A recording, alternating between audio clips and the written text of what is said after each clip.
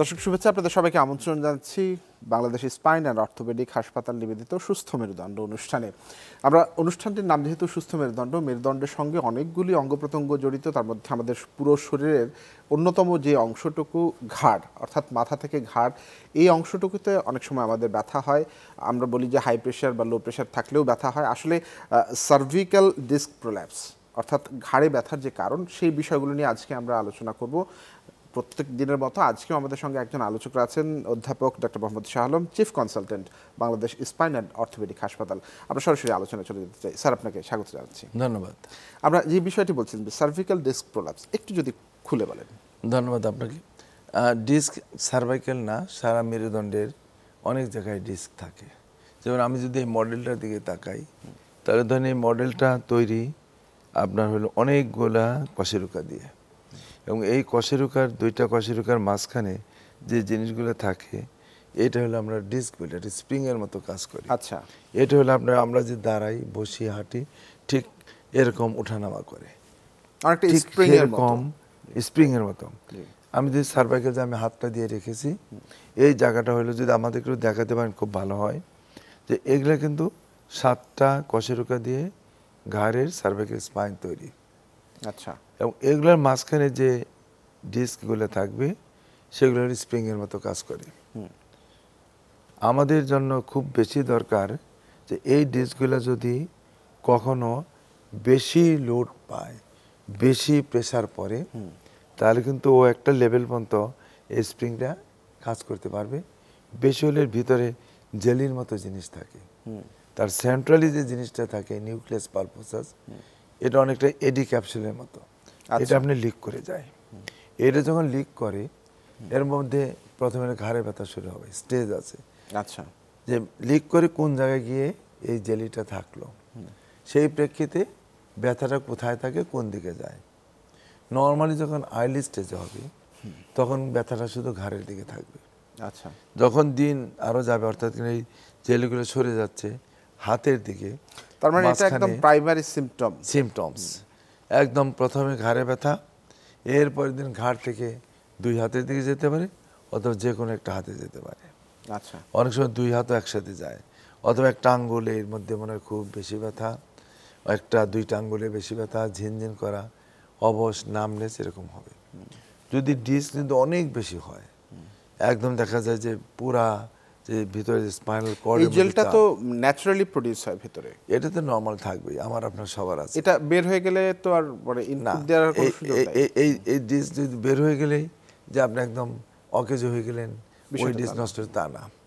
ধরেন বয়সজনিত কারণে যে এটা শ্রিঙ্ক করে, ছোট হয়ে যায়, কিন্তু ইয়াং বয়সে সাধারণত ডিস্ক প্রোলাপস হয়, যখন একদম নর্মাল, সতেজ, অনেক পানি কন্টেনিং, জেলিড, একদম স্প্রিং, মানে বেশি অ্যাক্টিভ কন্ডিশনে সাধারণত ডিস্ক প্রোলাপস হয়। আচ্ছা, আচ্ছা, ডিস্ক প্রোলাপস কোমরের দিকে বেশি। আমরা যেটা বলি লাম্বার ডিস্ক প্রোলাপস, এটা কিন্তু কোমরে হলেও বেশি, ধরেন এটার নিচের দিকে। বাট আমরা যদি সার্ভাইকাল চিন্তা করি, ধরেন আমাকে এখানে 7টা কশেরুকা আছে, কিন্তু সব জায়গায় না। এখানে ধরেন আমাদের 6টা হইলে আমাদের হলো ডিস্ক স্পেস। আচ্ছা, নর্মালি সার্ভাইকাল ডিস্ক। আবার নিচের দিকে একটা গিয়া যদি ধরি, তাহলে সেটা হলো আমার থোরাসিক, ঘাড় সহ। এই যে ডিস্কগুলো ধরেন উপরের দিকে, এই প্রথম এবং দ্বিতীয়টা, এখানে কোনো ডিস্ক নাই। 3 এবং 4 থেকে শুরু হইয়া 7 পর্যন্ত এখানে ডিস্ক আছে। সাধারণত নিচের দিকে যে ডিস্ক, এইটা বেশি হইলো ভালনারেবল। অর্থাৎ আপনার ধরেন 2, 3 এখানে ডিস্ক বেশি প্রলাপস হয় না, কারণ আমরা যে শরীরে যেভাবে তৈরি, আমাদের ঘাড়ের যে লোডটা পড়ে, সবচেয়ে বেশি নিচের দিকে লোড পড়ে, এবং এই নিচের দিকে আমরা ডিস্কগুলো বের হয়। যদি আমরা ছবিতে দেখি, দেখেন প্রথম যে ছবিটা, মানে আমাদের দিকে বাম দিকে নর্মাল, দ্বিতীয়টা ওই যে একটু ডিস্ক বের হয়েছে, মনে হয় যে কেমন যেন আগে ছিল গোল, কেমন যেন একটু বাঁকা হয়ে গেল, হ্যাঁ, রাউন্ড থেকে আপনার হলো একটা কিডনি শেপের মতো, তখন কিন্তু ঘাড়ে ব্যথা থাকবে। 3rd নাম্বার, আমাদের ডান পাশে দেখেন, ওই যে মানে নার্ভের মধ্যে বাম দিকে নার্ভে চাপ দিচ্ছে, তখন এই ব্যথাটা নার্ভে, তখন কিন্তু বাম হাতের দিকে যাবে। আচ্ছা, সো প্রথম দিকে নর্মাল, মাঝখানে এটা যদি ডান দিকে হয় তাহলে সেক্ষেত্রে ডান দিকে যাবে, মাঝখানে যদি এরকম 2 পাশেই যায়, তাহলে 2 হাতেই যাবে। মাঝখানেরটা ব্যথা কিন্তু তার ঘাড়ে থাকবে। আর আমাদের একদম ডান পাশে যেটা, ওইটার ব্যথাটা কিন্তু তার বাম হাতে যাবে। সো ব্যথা প্রথম অবস্থায় ঘাড়ে, ব্যথার তীব্রতা কেমন থাকে? অনেক বেশি, অনেক। ধরেন ঘাড়ের দিকে যখন থাকবে তখন হালকা পাতলা, কিন্তু যখন হাতের নার্ভের চাপ পড়ে শুটিং পেন, রোগী একদম হাত একদম উঁচু করে রাখবে, বাঁকা হয়ে থাকবে, অনেক ব্যথা হবে, মানে অকল্পনীয় ব্যথা, রোগী পাগল হয়ে যাওয়ার মতো ব্যথা শুরু হবে। এই যে দেখেন যে আমরা রেডিয়েশন কিভাবে হচ্ছে, প্রথম দিকে দেখেন একদম সামনে এবং ব্যাক সাইড ঘাড়ের সাইডে, প্রথম যে বাম দিকে আমাদের, তারপরটা দ্বিতীয়টা দেখেন ওইটা আস্তে আস্তে নিচের দিকে যাচ্ছে, ঘাড় থেকে হাতের দিকে যাচ্ছে, মানে আমাদের সাইড থেকে শোল্ডার থেকে আস্তে আস্তে একদম পুরো হাত জুড়ে, আর একদম লাস্টের যে আমাদের ডান পাশে দেখেন একদম আঙ্গুল পর্যন্ত করবে। সো এটা স্টেজ অনুযায়ী ব্যথাগুলো আপনার ভাগ হয়। আমরা বলি ডার্মাটো, মানে এগুলো আলাদা আলাদা আপনার নার্ভ আছে, যে আমার এই আঙ্গুলটার মধ্যে সেন্সেশন বা আঙ্গুল নাড়ানোর যে ক্ষমতার জন্য একটা তার লাগানো, এটার জন্য আলাদা একটা তার, সব আলাদা আলাদা, এবং এটারও লোকেশন আছে ঘাড়ের, কোন জায়গাতে কোনটা নেমে আসলো, সেই প্রেক্ষিতে হলো যে লেভেলে হবে সেই লেভেল অনুযায়ী আপনার ঘাড়, শোল্ডার, হাত যেমন আস্তে আস্তে আপনার আঙ্গুলগুলোতে যাবে। সো এটা হলো ব্যথা যখন শুধু মাঝখানে থাকবে ঘাড়ে, তীব্রতা একটু কম, কিন্তু যখন হাতের দিকে যাবে, সে এক হাত হোক বা দুই হাত হোক, অত্যন্ত ব্যথা, মানে অকল্পনীয় ব্যথা। আপনি ধরেন যাদের প্রেশারের জন্য হয়, তাদের এই প্রেশারের সাথে কিন্তু মাথাটাও মানে একটু ঝিমঝিম লাগবে, মনে হয় যে আমি মাথাটা রাখতে পারি না, আমার মনে হয় যেন আমার মানে মাথা ঘোরায়, এবং আমি যেন বসে থাকতে গেলে মনে আমাকে একদিন পড়ে যাবো, মানে অনেকটাই ভার্টাইগো টাইপের হবে। এগুলো হলে ধরেন সাধারণত প্রেশারের জন্য আমরা বলি। আবার একই সাথে ধরেন অনেক হঠাৎ করে ধরেন ঘুম হয় নাই, সাফিসিয়েন্ট ঘুম হয় নাই, একটু কেমন ক্লামজি থাকবে, তো ওইটা ব্যথাটা আলাদা। কিন্তু যখন আপনার ঘাড়ে ব্যথা হয়, বেশিরভাগ ক্ষেত্রে খুব বড় ধরনের ট্রমার জন্য যে হয় তা না, হয়তো আপনি গাড়িতে গেছেন, আপনার দেখুন ব্যথা শুরু হয়ে গেছে, ঝাঁকি লাগছে, যেমন আমরা এটা যদি দেখি এক্সরেটা অনেক সময় খুব ভালো বোঝা যায় না। আমরা যেটা বলছিলাম যে নিচের দিকে দেখেন সার্ভাইকাল 6 এবং 7 অ্যারো মার্ক দেওয়া, এই জায়গা এবং তার উপরে লেভেল, এই দুইটা হলো সবচেয়ে কমন জায়গা যেখানে ডিস্ক হয়। যদি আমরা পরেরটা যাই, দেখেন ভালো করে লক্ষ্য করেন আপনি, এমআরআই, এই যে ব্রেন থেকে নেমে এসছে মোটা রক্তটা, স্পাইনাল কর্ড, দেন 6 এবং 7 ওই জায়গায় মনে চেপে আছে, অর্থাৎ ওখান থেকে ডিস্ক বের হয়ে গেছে। আমরা যদি আমাদের বাম দিকের প্রথমটায় তাকাই, এটা হলো এমআরআই, ও একদম উপরের দিকে, সাধারণত যার নর্মাল ডিস্ক যার একটা থাকে, ফেস থাকে, আপনার হলো সাদা থাকবে, যখন এই সাদাটা বের হয়ে কালো হয়ে যাবে তখন হলো আপনার জেলি আমরা বলি বের হয়ে গেছে। এই যে লাস্টে অ্যারো দিয়ে দেখালাম আমরা যে তার নার্ভের কোন দিকে চাপ আছে, হ্যাঁ, এটা যেমন হলো ডান বাম, যেটা ভালো সাইডটা হলো বাম সাইড, ডান সাইডের নার্ভে তার চাপ, এগুলো হলো স্টেপ বাই স্টেপ হলে আপনার ব্যথাগুলো শুরু হয়। এবং যদি আপনার ধরেন আসেন যে না রেমেডি কি, দেখেন যে এইটাতে প্রাথমিক পর্যায়ে যখন তীব্র ব্যথা নিয়ে যদি পেশেন্টরা আসে, সেক্ষেত্রে আপনাদের ট্রিটমেন্টের প্রসিডিউরটা কি? যেমন আমরা এটাকে কিন্তু আমরা এক্সরে করছি, এটা কিন্তু আমরা সার্জারি করার পরে আচ্ছা, সার্জারি করার পরে, কিন্তু মানে খুব বেশি মাত্রায় হয়ে গেলে তখন সার্জারিটা প্রয়োজন, সার্জারি বেশি মাত্রা, এবং ধরেন আমরা বেশিরভাগ ক্ষেত্রে কিন্তু সার্জারি লাগে না, ধরেন শতকরা 70, ওটাই বলছিলাম যে প্রাথমিক পর্যায়ে যদি আসে তখন 70-80 ভাগ চিকিৎসা আমরা সার্জারি লাগে না। কিন্তু দেখা যাবে যে কিছু পেশেন্ট আছে 10%, 15%, যেমন এই পেশেন্টটা দেখেন যে জন আসছে, সে কিন্তু হাঁটতেছে ঠিকই, কিন্তু তার একটু কেমন ক্লামজি, হাত উঠাতে গেলে তার কষ্ট। আমরা দ্বিতীয়টা যেটা মাঝখানে দেখেন, হ্যাঁ উঠাইতে পারে, কিন্তু সে যদি দেখেন ডান হাতটা কেমন করে, ওই যে তার হাতের যে উঠায় রাখলে স্বাভাবিক এসে তার ব্যথা হবে, কিন্তু মাঝখানেটা যে হাত উঠে রাখছে তাতে কোনো কষ্ট নেই, বা ডিড আফটার সার্জারি। আর একদম লাস্টেরটা দেখেন 2 মাস, তার ভঙ্গিটাই অন্যরকম, তার যে হাতের অ্যাটিচিউডটাই অন্যরকম। আর একদম প্রথমটা যেমন দেখতেছেন যে তার নাড়াতে চাড়াতে এই একটু ব্যথা, মানে এই যে আমাদের পজিশনের চেঞ্জ, ভয়, কারণ এটা হলো যে এই আমরা যখন মুভমেন্ট করি, এই জেলগুলোতে স্প্রিং এর মতো কাজ করে আমরা বলছি, ওর এই ডিস্কটা তো নর্মাল ডিস্ক না, এই নর্মাল ডিস্ক না হওয়াতে সে দেখা যাবে তার একটু হালকা মুভমেন্টেই ওই জায়গায় অন্য জায়গায় প্রেশার স্বাভাবিক, সে টলারেট করতে পারে, কারণ আমি আপনি নাড়াচ্ছি কোনো ব্যথা নাই। যখনই ওই ডিস্কটা নাই, আপনি ধরেন একটা অস্বাভাবিক বিহেভিয়ার সে করবে। আর যদি তার নার্ভের মধ্যে চাপ থাকে, তাহলে তো ধরেন আপনার হাতটাকে উপরে উঠে রাখতে হয়, আমাদের অনেক রোগী আছে এরকম ভাবে, এবং একটু পর সবসময় সে হাতটাকে উপরে উঠে রাখলে ওই প্রেশারটা কম পড়ে, মানে ওই নার্ভের প্রেশারটা কম থাকে। যখন আমরা এই বিষয় নিয়ে একটু বিস্তারিত আলোচনা করব, ছোট্ট একটা বিরতির সময় হয়েছে। দর্শক, আপনারা সুস্থ মেরুদণ্ড অনুষ্ঠান দেখছেন, একটা বিরতির সময় হয়েছে, ফিরে আসছি একটু পর, সঙ্গেই থাকুন।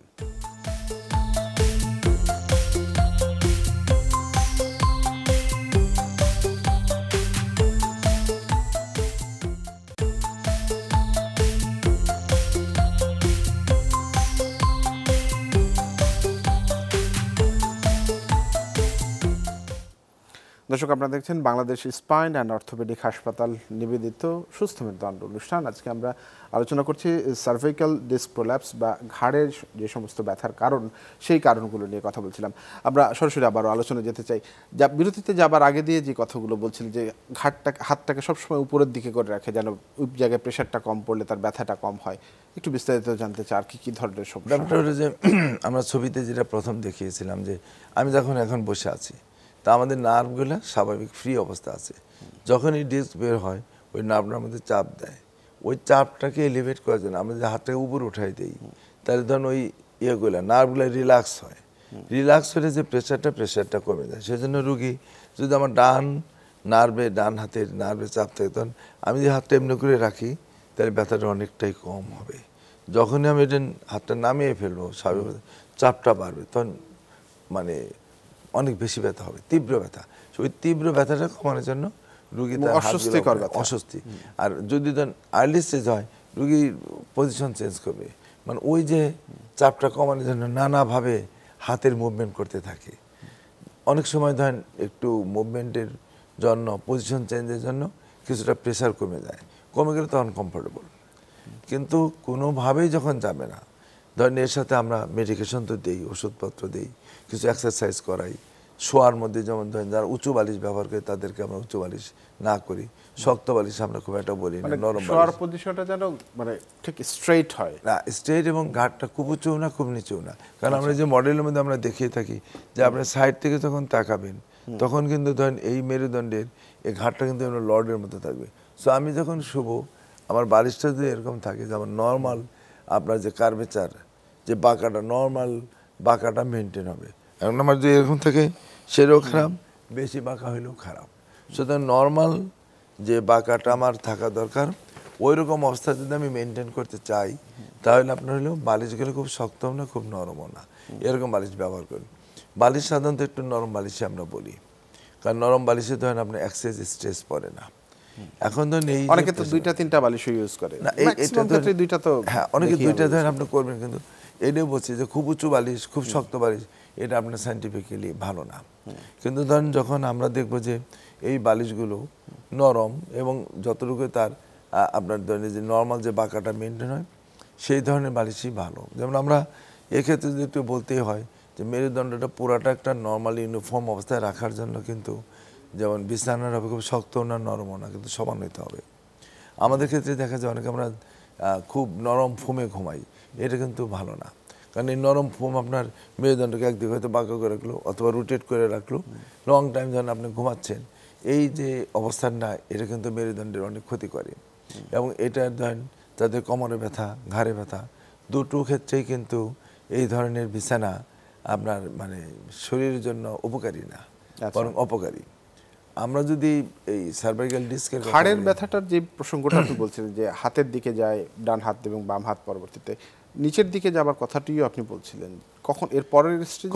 কোমরে যদি একই রকম হবে, হাইড স্টেজ শুধু কোমরে থাকবে ডিস্ক প্রলাপসের, যখন দুই দিকেও যেতে পারে বা যে কোনো বাম বা ডান দিকে যেতে পারে, ওইটা ওখানে একই রকমই নার্ভের চাপ, আমরা যেটা ডিস্ক প্রলাপস বলি।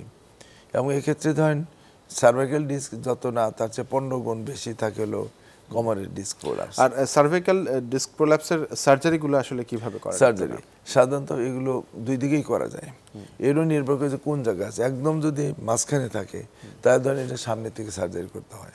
কিন্তু কিছু কিছু ক্ষেত্রে যেটা আছে যে না কেটে ছিদ্র করে পেছন দিক দিয়ে করা যায়, ছোট্ট একটা ছিদ্র করে আপনার পেছন থেকে করা যায়।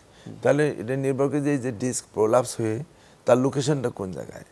যদি একদম মাঝখানে থাকে একরকম সার্জারি, যদি সাইডে চলে যায়, অথবা দেখতে অনেক সময় একদম সামনে পিছনে পাতের ব্যবহার দেখছিলাম সার্ভিক্যাল ইয়েতে, এটা আমরা সামনে থেকে মানে ছোট্ট করে কাটি। ধরেন আমাদের এই সার্জারি আমরা 1 ইঞ্চির মতো মাত্র কাটি। আচ্ছা, যদিও দেখা গেলো যে আমরা উপরে একটা স্ক্রু, নিচে একটা স্ক্রু, আবার ধরেন এই ডিস্কের সাবস্টিটিউট আমরা ব্যবহার করেছি ওই স্পেসটাকে মেনটেন করার জন্য। কিন্তু কাটা এই কিন্তু স্ক্রুগুলা কি মানে কোন দেশি বা কেমন দাম?